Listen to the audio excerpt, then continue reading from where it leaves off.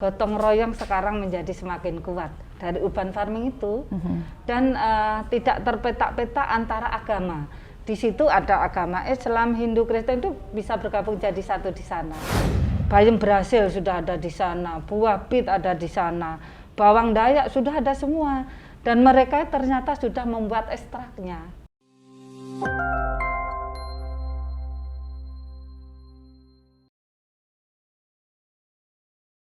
Halo, salam sehat semuanya. Kita kembali berjumpa dalam podcast Radio Mako Suara Cita, radio informasi dan motivasi Dinas Komunikasi dan Informatika Kota Malang.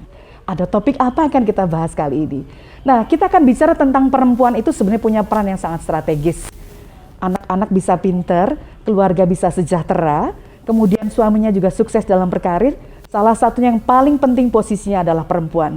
Di balik laki-laki hebat selalu ada perempuan-perempuan hebat. Nah, itulah fungsinya tim penggerak PKK, terutama yang ada di Kota Malang, untuk ikut support bagaimana pembangunan di Kota Malang ini bisa terus maju. Apalagi di tengah pandemi COVID-19 yang sekarang sedang melanda negeri dan dunia. Baik, dalam kesempatan kali ini saya Esti Sulistia yang akan mengajak Anda untuk berbincang langsung dengan Ketua Tim Penggerak PKK Kota Malang. Seperti apa sih sebenarnya peran dari tim penggerak PKK Kota Malang dalam pembangunan? Saya saat ini sudah berada di Rumah Dinas Wali Kota di Jalan Ijen nomor 2 Kota Malang, dan sudah bersama dengan yang empunya rumah. Ada Ibu Ketua Tim Penggerak PKK Kota Malang, Ibu Widayati Sutiaji. Tapi lebih akrabnya dipanggil Bunda. Ya. Sehat Bunda? Alhamdulillah. Alhamdulillah. Bunda tuh pakai apa aja pokoknya cantik aja deh pokoknya. Aduh, terima kasih banyak. Baik, ya Bunda, selamat tahun baru meskipun sebenarnya agak telat-telat dikit ya. Tapi artinya ini kan semangat untuk tim penggerak PKK di tahun 2022 itu memang tantangannya banyak gitu. Nah, sebenarnya kan sudah dirancang apa nama istilahnya program kerja gitu ya 2022. Nanti Bunda bisa cerita banyak karena nanti kita juga akan bahas tentang stunting, tentang bagaimana kekerasan anak dan juga perempuan, dan juga problematika yang dihadapi. Oke, ya Bunda cerita dulu dong tentang bagaimana sebenarnya tim penggerak PKK Kota Malang ini punya program-program apa saja di tahun 2022 ini. Oke, terima kasih Mbak Esti. Ya, bersama saya Ketua Tim Penggerak PKK Kota Malang, Ibu Widayati Sutiaji. Saya kira sebelum kita masuk kepada program di tahun 2022, saya awali dengan apa sih TPPKK itu. Tim Penggerak Pemberdayaan dan Kesejahteraan Keluarga ini adalah mitra kerja pemerintah kota dan organisasi kemasyarakatan. Bagaimana membentuk kualitas keluarga. Jadi kualitas keluarga harus lebih berdaya. Itu tugas kami Tim Penggerak PKK. Dan alhamdulillah kita sudah mempunyai program kerja, yaitu 10 program kerja Tim Penggerak PKK. Itu yang sudah kita bagi habis kepada 4 pokja dan 1 sekretariat, gitu Mbak Esti. Kalau program-programnya banyak sekali, jadi di tahun 2022 ini kita terfokus kegiatan kita yang terkait dengan bagaimana penanganan stunting di Kota Malang, bagaimana peran PKK terhadap pandemi COVID-19 antara lain seperti itu. Oke, ini program-program kerjanya berarti menyesuaikan dengan pandemi COVID ya Bu ya, karena kan kalau pemerintah itu juga harus banyak refocusing dan sebagainya. Betul. Begitu. Artinya kalau di program-program di PKK apakah juga ada seperti halnya refocusing atau penyesuaian dengan kondisi pandemi ini? Sangat, karena anggaran PKK itu kan kita tergantung dari pemberian APBD Mbak Isti. Kalau di kota itu banyak refocusing, tentunya PKK juga kena refocusing. Tetapi kalau berbunyi PKK, katanya Pak Wali selalu PKK itu luar biasa karena mempunyai kekuatan bagaimana bisa menggandeng CSR. Jadi kami tidak tertumpu kepada APBD yang diberikan kepada kita. Dari 10 program pokok PKK, saya menggandeng banyak stakeholder. Kami menggandeng perguruan tinggi, menggandeng perbankan yang seperti itu. Apalagi OPD-OPD, kita sharing kegiatan dengan OPD yang ada di Kota Malang. Ya, Bunda kalau sekolah aja daring, kantor aja WFH. Kalau PKK gimana ini karena pandemi ini? Kan harus physical distancing, ada juga beberapa prokes yang harus dipatuhi. Ya, jadi kita juga menyesuaikan, tetapi untuk di pandemi COVID-19 di tahun 2021, kegiatan tim penggerak PKK banyak kita lakukan daring, tapi juga ada yang luring. Kalau memang kita mempunyai tempat yang luas, terus physical distancing tetap bisa kita jaga, kita lakukan secara luring. Karena apapun luring itu lebih dapat, lebih kena gitu. Ya. Pandemi COVID-19 sudah beranak membawa Omikron di Kota Malang. Tetapi karena Omikron ini memang penularannya luar biasa, kasusnya juga banyak, tetapi penjumbuhannya juga cepat. Saya matur kepada Pak Wali, ternyata masih bisa kita melakukan kegiatan secara luring, tapi kita batasi. Jumlah pesertanya kita batasi, kita mencari tempat yang luas, diusahakan yang outdoor, yang seperti itu. Oke. Atau memang programnya lebih diarahkan ke sana gitu, jadi misalnya fokusnya ke kesehatan yang terkait dengan COVID, atau program-program lainnya yang mungkin orientasinya memang ke sana, Ibu? Iya, memang kita diarahkan ya, mulai dari nasional kegiatan kita di tahun 2021 bahkan kemarin tetap banyak kita bagaimana peran PKK terhadap pandemi COVID-19 dan juga kasus stunting. Mbak Esti, stunting itu menjadi kasus dunia, tidak hanya di Indonesia dan tidak hanya Kota Malang. Indonesia menduduki urutan kelima dunia, maka saya kira itu menjadi urusan serius. Berbicara stunting, insya Allah PKK harus hadir di sana karena suara ibu ya, suara hati ibu harus hadir di sana. Banyak yang sudah kita lakukan untuk di kegiatan di tahun 2021, bagaimana kita mengeliminasi stunting. Salah satunya kita mempunyai program unggulan yaitu urban farming. Itu bagian dari hatinya PKK yang menjadi program nasional, Mbak Esti. Ya. Alhamdulillah urban farming ini kita mendapatkan support bukan dari APBD Kota Malang, tetapi dari Bank Indonesia. Kami diberikan CSR dari Bank Indonesia. Kita berikan kepada 57 titik kelurahan yang ada di Kota Malang. Semuanya kita berikan media tanam dan juga bibit untuk bisa berurban farming. Itu pada tahun 2019 awal. Alhamdulillah Mbak Esti, dengan urban farming kita ternyata sudah menghantarkan Pak Wali Kota Malang mendapatkan 2 anugerah dari Koran Sindo dan iNews TV. Jadi wali kota inovatif disokong dari urban farming gerakan PKK. Oke. Ya. Jadi yang gerak ini juga ibu-ibu tim penggerak PKK loh. Kita kasih tepuk tangan dulu ini buat ibu-ibu tim penggerak PKK. Tapi Bu, ada 5 kecamatan kalau di Kota Malang. Sementara juga ada 57 kelurahan gitu. Bagaimana Ibu sebagai ketua tim penggerak PKK mengorganisir itu supaya betul-betul ibu-ibu ini kompak banget gitu, mensupport semua program yang tadi sudah dibuat? Ya, jadi kalau program itu banyak Mbak, karena kita sebar di sekretariat, Pokja 1, 2, 3, 4. Ya. Jadi satu-satu barangkali kita sementara fokus di urban farming, ini masuk di Pokja 3. Pokja 3 itu sandang, papan, pangan. Jadi termasuk urban farming ada dalamnya, jadi ini menjadi gerakannya Pokja 3. Bagaimana kita bisa menjangkau kepada 57 titik kelurahan? Pertama, kalau saya ilmunya adalah bagaimana menguatkan dari tim saya sendiri. Dari tim penggerak PKK yang masuk di Pokja 3 itu Delala itu ada 5 personal. Dari 5 itu kita bagi kepada 5 kecamatan, Mbak Esti. Kolaborasi dengan Bu Camatnya, ketua tim penggerak PKK kecamatan. Kolaborasi lagi dengan ketua tim penggerak PKK kelurahan gitu. Dan alhamdulillah ini yang data yang terakhir yang kita dapat adalah dulu hanya 57 titik urban farming karena titik kelurahan. Sekarang sudah berkembang menjadi 268 Mbak Isti, alhamdulillah. Alhamdulillah. Jadi kanan kiri sudah pada berurban farming. Jadi bentuknya kalau misalnya kita datang ke rumah-rumah warga itu sekarang udah banyak yang hijau-hijau nanam-nanam gitu ya Bu ya? Jadi gini, untuk yang pertama bentuknya bukan ke rumah-rumah, tapi kita memanfaatkan lahan tidur. Di situ nanti ada kelompok yang melakukan urban farming. Ternyata efek dominonya adalah gotong royong sekarang menjadi semakin kuat dari urban farming itu, dan tidak terpetak-petak antara agama.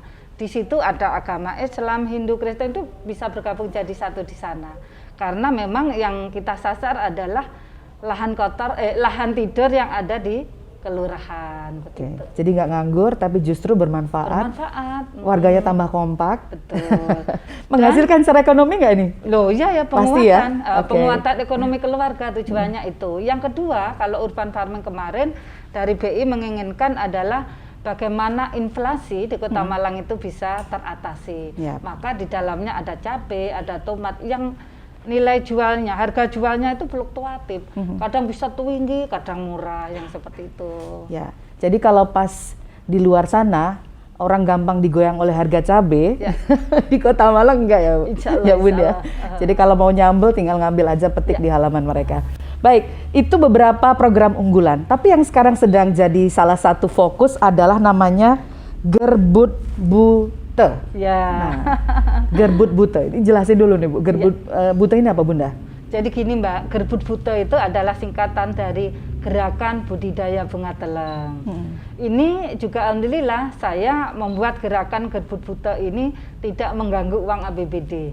Saya menggandeng Bank Jatim Mbak, CSR Bank Jatim, kita berikan kepada 57 titik kelurahan lagi. Bentuknya adalah budidaya bunga teleng. Kenapa ini muncul Gerbut Bute? Awal mula kan saya komunikasi dengan Tunas Mbak, Tunas di Kota Malang itu. Mereka sudah mendapatkan pesanan dari Malaysia. Dan karena Kota Malang kita tahu sudah lahan-lahan kan sudah juga semakin sempit, gantilah bangunan-bangunan di Kota Malang. Akhirnya dari Tunas itu untuk mencukupi pesanan dari Malaysia, ngambil di daerah Blitar. Dari situ ngomong-ngomong kenapa tidak kita berdayakan dari Kota Malang. Nah dari situlah saya memberitakan diri, menyampaikan kepada Bank Jatim untuk bisa bersama kita bergerbut bute. Alhamdulillah karena kita paparkan dan bagus menurut mereka, langsung kita diberi di tahun 2022 kami sudah berikan juga kepada 57 titik kelurahan. Alhamdulillah sekarang sudah pada menanam. 3 bulan lagi kita memanen raya. Gerbut Bute. Bunga telang ini mungkin ada juga pemirsa podcast dan pendengar radio Mako Suara Cita yang belum tahu. Sebenarnya bunga telang itu ciri-cirinya seperti apa sih Bun?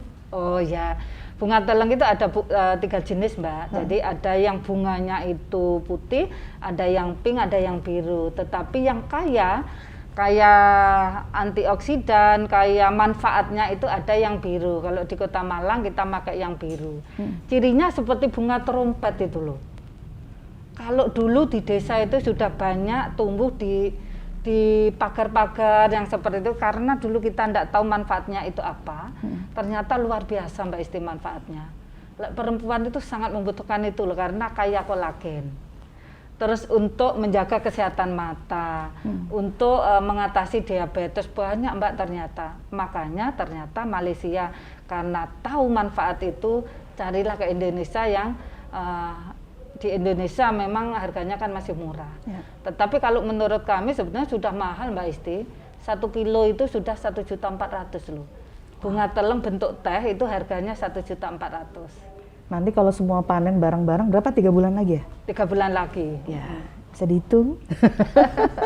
Secara ekonomi keuntungannya bagaimana? Ya. Tapi mungkin orientasinya lebih ke kesehatan ya. Ya. Jadi mungkin bisa dimanfaatkan oleh warga Kota Malang supaya bisa sehat gitu ya. Nanti kalau ada kelebihan baru kemudian kita bisa ekspor mungkin nggak sih Bun? Ekspor, lah itu ke Malaysia kan ya? Kita ekspor Mbak. Sudah ada pasar yang nungguin nih kalau sudah, Malaysia itu sudah. Tetapi memang kita wajibkan Mbak.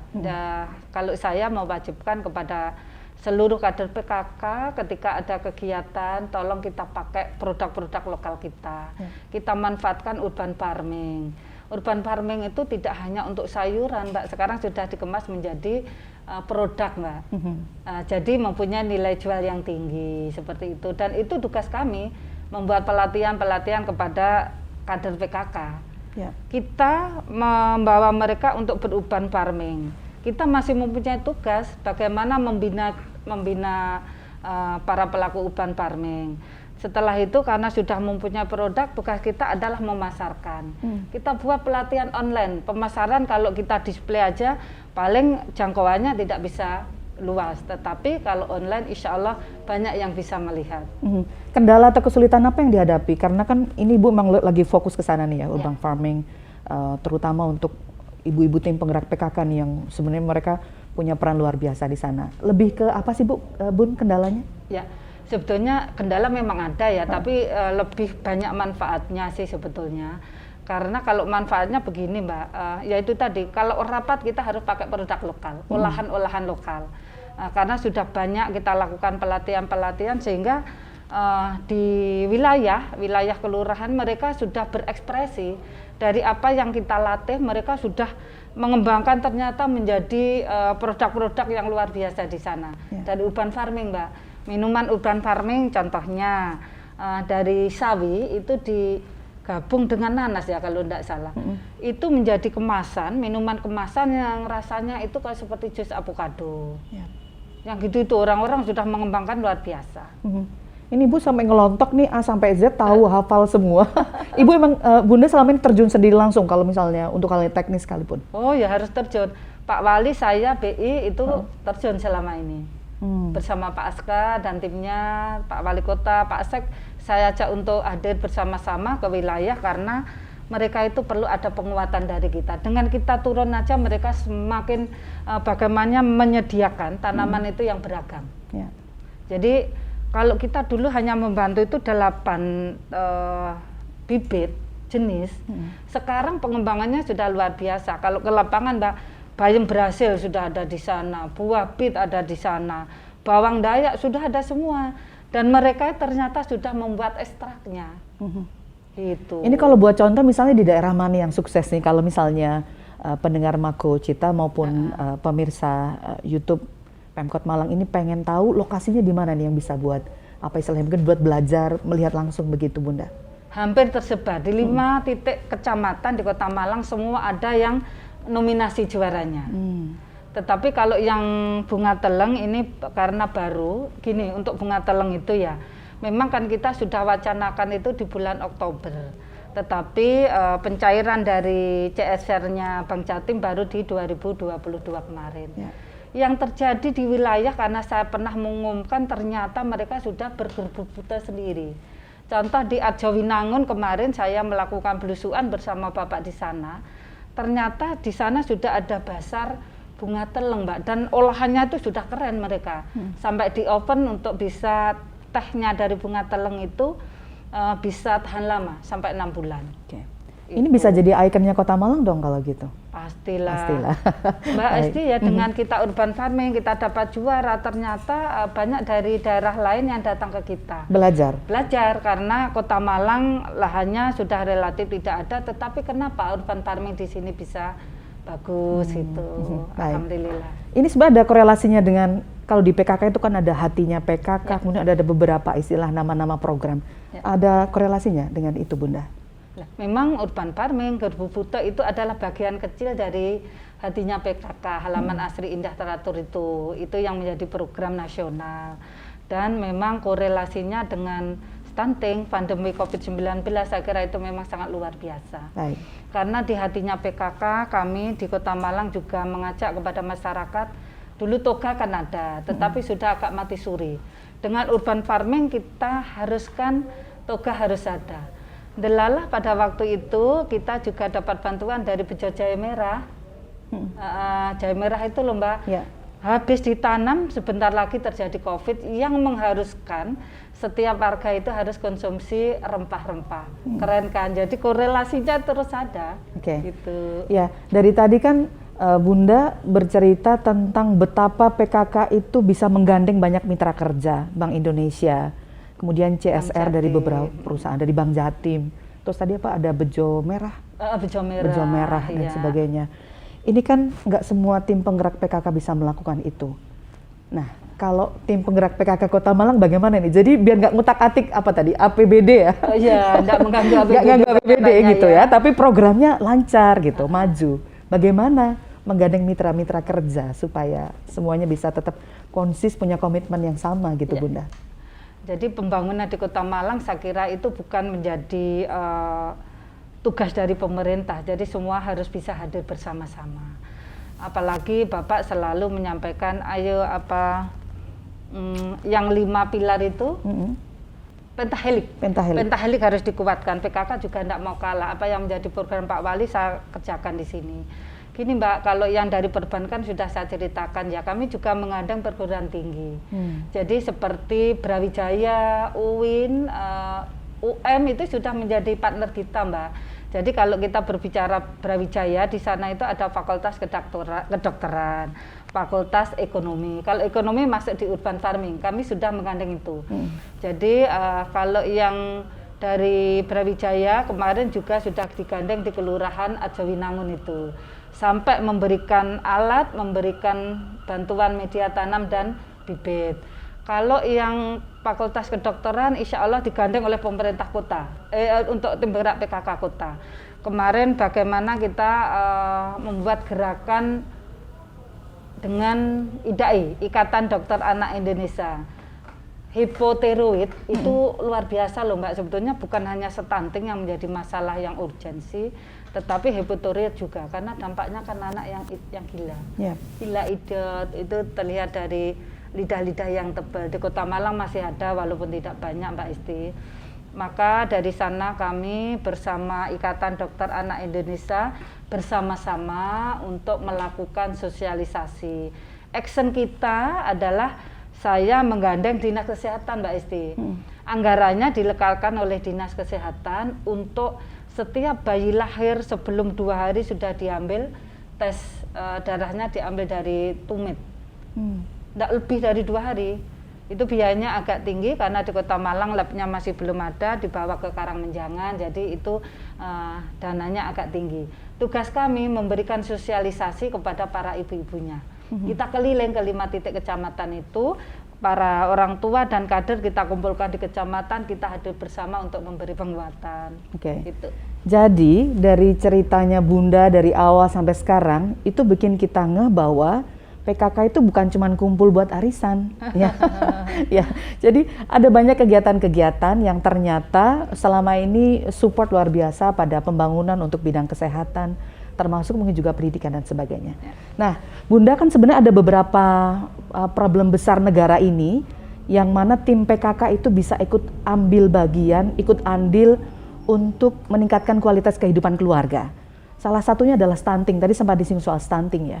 Ini kalau stunting, tim penggerak PKK seperti apa? Karena stunting itu kan penyebab bisa macam-macam ya. Karena pola hidupnya, pengetahuan ibunya, atau mungkin kemampuan keluarga untuk beli makanan-makanan yang bergizi gitu. Nah ini tim penggerak PKK khusus tentang stunting seperti apa upaya yang dilakukan Bunda?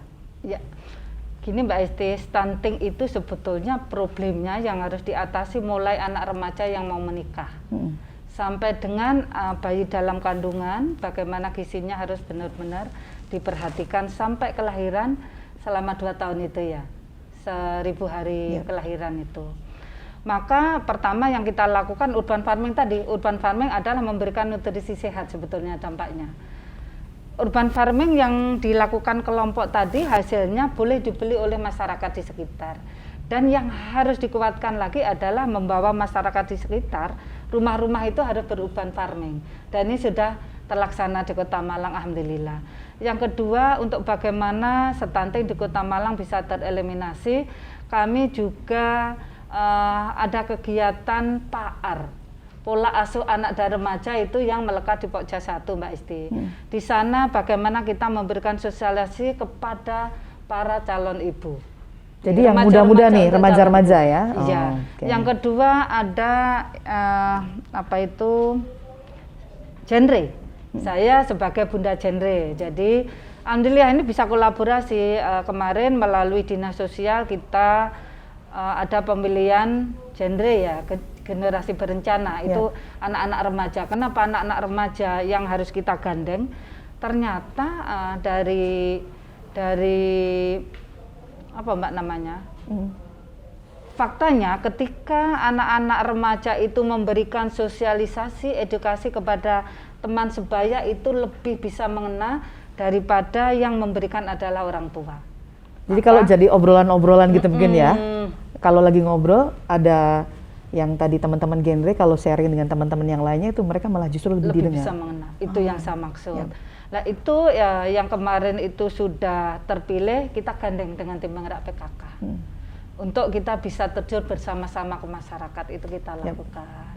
Oke, baik. Jadi itu stunting. Tapi stunting kita nilainya angkanya udah turun kan Bunda? Insya Allah. Oke, 2021 kemudian ke 2022 insya Allah semoga angkanya bisa terus turun ya. Oke. Nah, selain stunting ini yang juga jadi fokus nih tentang kekerasan terhadap anak dan perempuan, Bun. Upaya apa yang dilakukan oleh tim penggerak PKK untuk itu menekan angkanya? Ya. Jadi ini juga masuk di pojok satu lagi, kalau kekerasan anak itu kami menggandeng UM Mbak Isti. Jadi dari UM di situ ada psikolog. Ini kan memang di Kota Malang baru-baru ini ada kasus ya yang di pesantren itu, guru tari juga ada kemarin yang sempat viral ya, barangkali kita tidak cerita, semua sudah membaca koran, saya kira karena masalah ini viral. Jadi PKK hadir di sini bersama dengan UM Mbak, kita kolaborasi dengan dosen UM, dosen psikolog ya. Jadi anak-anak yang sudah kena itu ada pendampingan di sana. Itu ada pendampingan, tetapi sebetulnya sebelum terjadi kami melalui Pokja 1 itu sudah melakukan kegiatan sosialisasi, edukasi kepada para orang tua begitu, karena jangkauan kita tidak banyak maka sasaran kita itu para kader Mbak Isti. Kader mempunyai tugas memberikan ilmu ini kepada para orang tua. Gitu. Kita singgung-singgung soal kader kan berarti emang kadernya harus pintar nih. Iya harus. Peningkatan kapasitasnya dengan cara seperti apa Bunda? Yaitu diikutkan pelatihan mengikuti sosialisasi yang seperti itu. Kita ngambil narasumber juga dari UM, dari pengadilan agama, itu kita libatkan di sana. Baik. Jadi kekuatan kita adalah kolaborasi. Siap. Nah itu yang harus dimiliki sebenarnya ya, supaya kita bisa punya jejaring yang luas. Kalau butuh psikolog, kampus banyak di Malang. Ekonom banyak juga gitu ya. Oke. Ya, jadi yang sekarang juga perlu untuk kita perhatikan selain ini kita ngikutin perkembangan media belakangan ya Bun ya, bahwa COVID-19 ya itu adalah salah satu problem bencana kesehatan, tapi kita tidak boleh lupa bahwa sebenarnya juga ada banyak penyakit-penyakit lain yang perlu untuk kita waspadai. Kota Malang ini yang sekarang sedang salah satu disorot adalah tentang bagaimana kita bisa melawan DBD ya, demam berdarah denggi. Nah ini tim PKK ini biasanya yang gerakan ngecek apa sih ada jentik atau enggak dan sebagainya. Ini sekarang memang sedang digerakkan ke sana juga Bunda? Kalau itu memang sudah program lama. Kita mempunyai kader sampai tingkat di 10-an itu Mbak di Desa Wisma ya. Jadi mereka para kader posyandu tugasnya adalah datang kepada rumah-rumah warga ngecek jentik. Tetapi sekarang melalui Dinas Kesehatan ada program yang setiap keluarga itu harus mempunyai kader keluarga sendiri. Jadi tidak harus dari kader 10-an tadi, tapi dari keluarga harus bisa sendiri ngecek bagaimana jamban ini harus dikuras, jamban ini harus seperti apa, itu dari keluarga sendiri. Alhamdulillah masih jalan, walaupun kemarin di tahun 2021 itu agak sedikit terkurangi karena mobilitas kita sangat dikurangi ya karena pandemi COVID. Tetapi sekarang sama Bapak dianjurkan, walaupun sekarang Omikron, kita harus masih tetap produktif. Caranya gimana? Kita tetap jalan kegiatan kita, tetapi prokes harus dikuatkan. Jangan pernah lepas masker. Intinya begitu. Bunda, Pak Wali Kota biasanya wanti-wanti apa sih tentang kerja tim penggerak PKK Kota Malang untuk support pembangunan sebenarnya? Kalau Pak Wali insya Allah tidak pernah wanti-wanti, cuman biasanya saya Mbak yang selalu sharing. Saya mengide, tetapi saya ini kan perlu support dana, perlu support dari UPD, itu tugasnya Pak Wali, karena kalau saya ke UPD tidak berani, karena saya tidak ada ke sana ya. Maka saya membuat ide, kita terjemahkan seperti ini, biasanya kalau saya langsung saya masukkan ke dokumen pelaksanaan anggaran itu Mbak. RKA, rencana kegiatan. Tak masukkan di RKA karena saya ASN dikit-dikit RKA lah buat kegiatan ya. Tak masukkan ke sana, akhirnya muncul nilai. Muncul nilai itu keperuntukan untuk apa? Bapak tak presentasikan. Kalau sudah seperti itu, Bapak yang menyampaikan kepada Pak Sekda menyampaikan kepada UPD. Karena memang Mbak, dari PKK sendiri itu warning dari tim penggerak PKK pusat, kita harus kuat kolaborasi dengan UPD pengampu. Itu yang saya lakukan. Ya, jadi kalau dari tadi kita udah ngobrol banyak tentang beberapa program, kemudian apa saja sih upaya yang dilakukan oleh tim penggerak PKK Kota Malang untuk menunjukkan kontribusinya mendorong pembangunan Kota Malang itu lebih maju.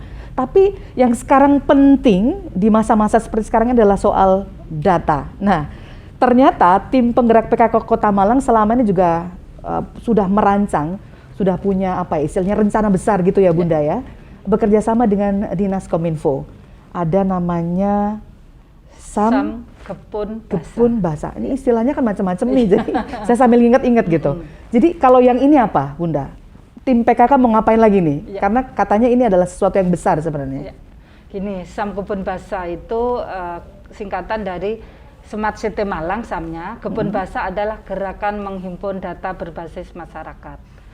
Tujuan dari Sam Kebun Basah sendiri, Mbak Esti, adalah saya tim penggerak PKK di sini ingin menjadi big datanya Kota Malang. Kenapa? Karena saya optimis bisa berhasil itu kita mempunyai anggota yang tersebar hingga dasawisma. Kalau mencari data persepuluhan keluarga itu kan mudah. Contoh misalkan masalah stunting. Stunting karena di keluarga ini ada yang hamil, ternyata mereka hamil muda, itu menjadi masalah tersendiri loh untuk stunting. Itu nanti dimasukkan di data. Akhirnya permasalahan apa stunting itu nanti bisa kedetek di sana. Contoh yang kedua, masalah kemiskinan barangkali. Kemiskinan di Kota Malang kita juga nanti langsung bisa mencari data di situ. Karena dari laporan dasawisma yang dari tingkat bawah itu yang terus terstruktur kepada tingkat kota. Dan karena gini Mbak Isti, kalau PKK itu kan tenaganya sangat terbatas walaupun kita mempunyai kader. Maka di sini untuk membuat dashboardnya kami minta kepada Pak Wali untuk kolaborasinya dengan Kominfo. Dan alhamdulillah 2022 Maret insya Allah kami sudah running karena dashboard itu sudah hampir 100%. Kemarin sudah dipresentasikan bersama saya ke Pak Wali. Ya. Saya jadi kebayang ya kalau semua ibu tim penggerak PKK, ibu-ibu anggota PKK itu ikut support data kan gampang sebenarnya Bu ya cari data ya? Gampang, karena sudah ya, laporan betul. rutin itu Mbak dari Dasawisma gitu. Karena mereka yang lebih tahu ya bagaimana kondisi di keluarga maupun di lingkungannya. Betul. Kami tunggu, jadi Maret ya Bun ya? Maret. Oke, ini udah mulai running ya? Maret sudah launching nanti. Baik, jadi perempuan dalam keluarga itu perannya itu bisa macam-macam. Tadi sudah urban farming, kesehatan keluarga, kemudian masalah big data juga demikian. Kita bisa support Kota Malang. Tapi yang nggak kalah pentingnya, orang bijak itu taat pajak. Jadi bagaimana pajak itu untuk pembangunan daerah juga penting. Nah jangan salah, ternyata tim penggerak PKK itu juga punya peran, punya andil di sana, ada programnya juga. Nah Bunda, ini programnya bagaimana kalau yang support pajak ini? Ya. Terima kasih Mbak. Jadi gini, PKK Kota Malang ini membentuk Pokmas Sadar Pajak. Mempunyai tugas kolaborasi dengan Bapenda bagaimana penyampaian SPPT PBB di Kota Malang. Ya, karena kalau Pokmas itu kan sebetulnya tidak boleh melekat di PKK, tapi yang bekerja adalah orang-orang PKK, maka dinaungi yang namanya adalah Pokmas, begitu. Lah, ternyata Mbak, ketika PKK hadir di sini ini untuk yang sudah yang ketiga kalinya, kenapa PKK terus digandeng oleh Bapenda? Ternyata dulu penyampaian itu hanya mencapai 76%, ketika dilaksanakan, dikerjakan sama ibu-ibu mencapai 92%. Pembayarannya Mbak sekarang sudah mencapai 98%.